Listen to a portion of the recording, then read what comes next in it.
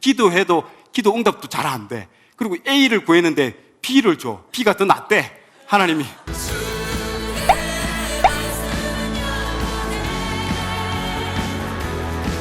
첫 번째 보시면 이 시내 광야에서 출발을 합니다. 출발을 하고요.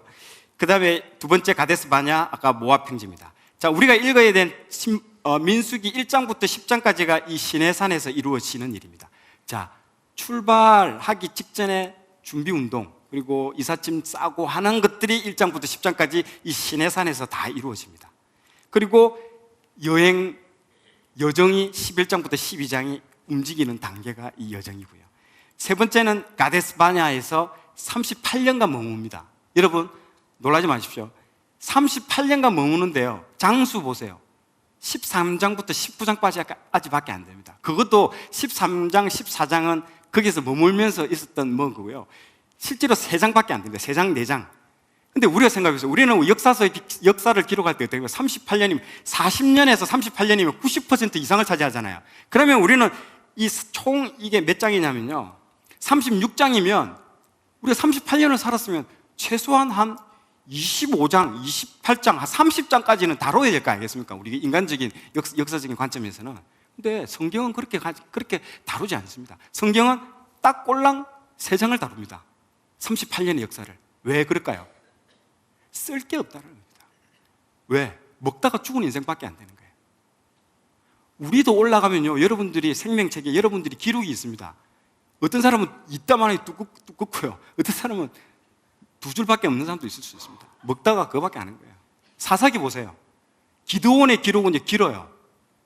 그러나 다른 사사들 이름 생각이 안 나는데 2줄, 1줄로 끊는다는 사람도 있습니다.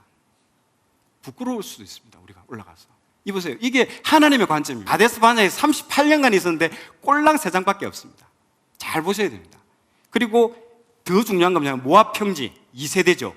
믿음의 세대, 여호수아의 세대는 몇 장이 기록되어 있습니까? 22장부터 36장, 총 14장이 기록되어 있습니다. 기간은 짧아요.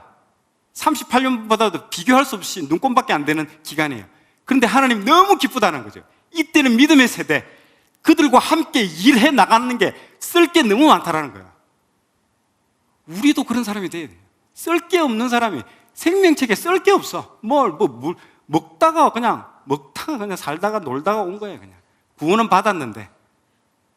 이게 정말 여기서 여러분들 장수들 보면서, 그래서 내가 말했잖아요, 숫자가 중요하다고. 민수기는 숫자입니다. 숫자를 보면서 많이 파악해야 됩니다. 그래서 관점이 다릅니다. 우리가 보는 관점과 인간이 보는 관점과 하나님 보는 관점이 전혀 다릅니다. 기록도 다르고요. 그것들을 여러분들이 캐치를 좀 하시면 좋을 것 같아요. 우리는 광야 몇 년이라 그럽니까? 광야 40년. 저도 어렸을 때 광야 40년 그러면 너무 멀어서, 가는 길이 멀어서 이리 갔다 저리 갔다 막 이렇게 가는 길이 멀어서, 이렇게 멀어서 40년이 걸린 줄 알았어요. 여러분 속으로, 아니 그럼 그게 아니었단 말인가? 이런 분이 계실지 모르겠는데 아니었습니다. 그게 아니었습니다. 민수기를 이해할 때에도 3군데를 점 찍어야 돼. 1, 2, 3. 우리 공부했었죠. 시내산, 가데스 바네아, 모압 평지. 이 3군데만 이해하면 민수기는 끝이에요. 여기 오늘 약 2개월 걸렸어요. 그럼 여기서 하세롯과 엘랏을 거쳐서 이렇게 이동해갖고 여기까지 들어가는데, 여기 지금 갈 땅이거든요. 여기 가나안 땅. 지금 일로 들어갔었어요. 이 애굽. 지금 이쪽으로 내려왔었어요. 법을 받았어요. 가야 할 목적지가 어딘가? 여긴 거예요. 여기서 약 1년밖에 안 걸렸어요. 여기까지 오는 동안에 학자들의 얘기가 1년 6개월이에요. 1년 6개월. 여기까지 많이 걸렸다 하더라도 1년 6개월밖에 걸리지 않았을 거라는 거예요. 자, 그런데 여기서 정탐해라. 정탐할 수밖에 없죠. 왜? 여기로 올라가야 되니까. 가데스 바네 바로 여기거든요. 가데스 바네가 여기 있었다고. 여기까지 오는 동안에 1년 6개월밖에 안 걸렸어요. 여기까지 가는데 무슨 40년이 걸리냐고. 이렇게 V자형으로 되어 있는 시나이 반도의 가운데를 일반적으로 바란이라고 불러요. 여기는 그래도 베두인들이 길을 만들어 놨어요. 이쪽에서도 이렇게 올 수 있고, 그래서 여기서 이집트에서 이쪽으로도 올 수 있었고요. 여기서 하세롯과 엘랏 이런 길들이 있어요. 홍해에서 불어오는 바람들로 여기에 목초들이 좀 있고, 그래서 베두인들이, 양들이 양들과 함께 여기를 이렇게 했고 대상로도 생겼어요. 여기서부터 이렇게 대상로가 있어요. 그래서 이렇게 해서 가는 킹스웨이라는 하이웨이도 있고요. 그래서 문명이 서로 교류할 수 있도록 된 거예요. 근데 지금 여기서 이쪽으로 하세롯과 엘랏이라고 하는 가상의 길을 거쳐서 이 안으로 들어갔다는 거예요. 여기 바람 광야 안은 사람이 살 수가 없어요. 근데 그런데 이 안으로 들어가서 그런데 가데스 바네아는 여기가 오아시스예요. 이 지역에 물샘들이 있었어요. 그래서 여기에 거주해도 될 만큼 여기가 그래도 살기에 괜찮게 하나님이 무턱대고 이상한 광야를 데리고 가신 게 아니라는 거예요. 근데 여기 위치가 어디냐? 가데스라는 거예요. 여기는 남방이고 브엘세바이고 여기가 바로 우리가 가려고 하는 땅이고 제 말이 뭐냐? 다 왔다 이거예요. 하나님은 정탐해라 이 땅을 주겠다라는 의사를 보이신 것이고 그들은 못 가겠습니다. 이렇게 된 거고 우리는 어저께 그것을 공부했습니다. 이제 와서 어쩌라는 거예요. 이거는 뭐 그저 이것저것 조금 도덕률적인 죄를 잘못한 거 정도가 아니라 하나님의 나라의 일 자체를 완전히 블락. 하나님은 당황스러우신 거예요. 여러분 이해되시지 않으세요? 이제 와서 여기를 안 가겠다면 창세기 12장부터 시작한 하나님의 미션은 뭐가 되냐? 하나님은 당황하시는 거예요. 이제는 하나님 무슨 일을 해야 될지 모르시는 거예요. 국민 만드느라고 애쓰셨어. 법 만드느라고 해갖고 법까지 주셨어. 출애굽기에서 레위기에서 주셨어. 이제는 영토만 만들면 나라 건설 너로 인하여 모든 민족이 복을 받는 나라가 되게 하겠다. 이 땅을 너희 후손에게 주어서 이 땅에서 그 나라가 하나의 유형국가로 이제 진행이 될 것이다.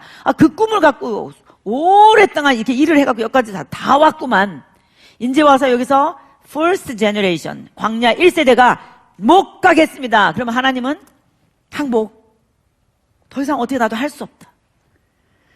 그래서 그 꿈이 없는 백성들이 먹고 마시고 시집가고 장가가고 그저 일상의 생활을 할 뿐, 그저 살 뿐. 하나님의 나라가 뭔지, 하나님은 어떤 생각을 하고 계신지, 하나님의 비전은 어떤 것인지, 과거에 자기 민족이 왜 여기 있게 된 것인지, 그 꿈은 어떤 것인지, 민족 자체가 하나님의 미션이었는데 이제 와서 이렇게 하면 하나님은 설 자리가 없어지셨다 이 말이에요. 그래서 하나님은 광야 1세대를 여기서 그냥 38년 동안 어떻게 하라 그랬다고요? 자, 여기서 그러니까는 이렇게 이 안에서 이렇게 사는 거예요. 이것저것 여기서 그냥 사는 거예요. 그래서 제가 뭐라 그래요? 그냥 먹다 죽다.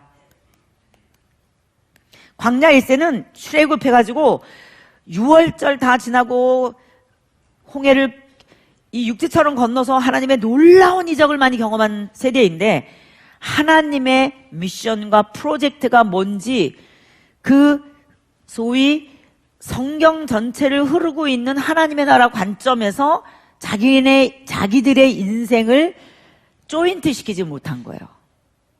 참 안타까운 거예요. 그래서 여기서 광야 1세대가 죽기를 기다리느라고 38년이 그냥 지나갔다. 이게 민수기의 두 번째 포인트 가데스 바네아예요.